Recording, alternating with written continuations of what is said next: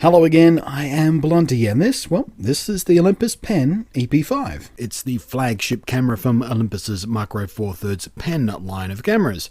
And for those of you who are loyal subscribers, you'll already be aware of the full-on 5-part review series I did back in May, covering this thing end to end. I went through the hardware, the stills performance, the video grunt, how it goes with adapted and legacy lenses, and a shot-for-shot shootout with the EP3 model it's replacing. It was exhaustive.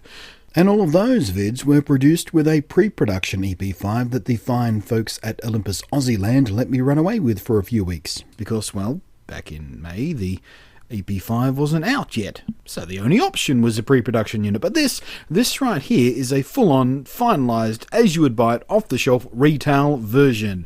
And I've been out in the world shooting with it over the last week or so to see if anything significant has changed between my time with the engineering sample and what landed on the shelves and in people's hands. And the short answer is, well, nothing really, nothing I've noticed at least. It's still every bit the awesome camera I got to know back in May. So seeing as I can stand by everything I said in those videos, there's no need to go through it all again. So as a quick breakdown for you guys who missed the original review series, or maybe just want a quick recap version, here's how it breaks down. The stills performance is superb. That new sensor paired with Ollie's image processing engine spits out great image quality, clean, crispy images with all that wonderful, typically Olympus color intact. Focus is fast and reliable, and the unique class-leading 5-axis image stabilization is second to no other system I've ever tried. It makes handheld shots, even at quite slow shutter speeds, shooting with long telephoto lenses or macro magnifications, amazingly easy.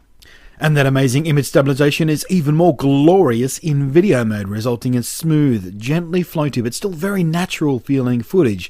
You are still stuck with 30 frames per second being your only option though, thanks for that Olympus, which will limit its utility to the more serious filmmakers out there, but for the rest of us, especially YouTubers where 30p is the default anyway, it'll do a damn fine job. The focus peaking that I love so much is unchanged. It still makes working with manual focus, adapted and legacy lenses blindingly easy. It's still not quite as good as Sony's peaking, but it is a fairly close second. Sadly, just like on the pre-production firmware I originally tested, the focus peaking still does not work at all in video mode. And that's a disappointment. I'm still holding out hope that it will come in a later firmware update down the line, because it would be so damn handy if it worked in video mode too. But you still can use the workaround that I already discussed in my previous videos on using manual and legacy lenses. Back to the hardware, the overall look, feel, handling, it's all simply lovely. This one, with the silver caps as opposed to the fully stealth black version I originally tested, is far prettier in my opinion, if you're into the aesthetics at least, and the layout and design of the controls and menus are really well thought out and quickly become second nature, sort of muscle memory in operation. I really like the way that this particular Olympus camera is laid out, and Olympus cameras in general, but this particular one is probably the best of the lot as far as a really nicely thought out control layout goes.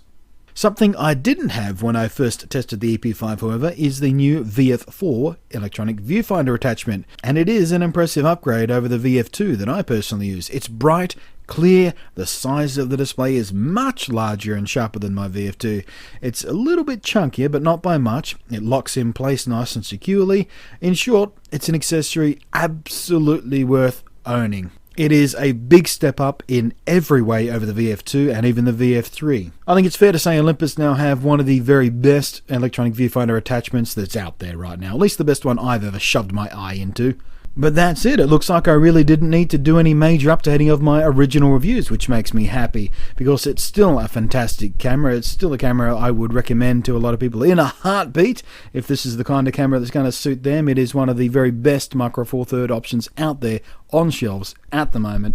There is just almost nothing I don't love about this camera, and well, as I'm recording this, I'm packing it up to send it back to Olympus because, again, it was just a borrowed unit and, I have to wipe away a tear. I'm going to miss it. But thanks for watching. I am Blunty, and I will catch you next time.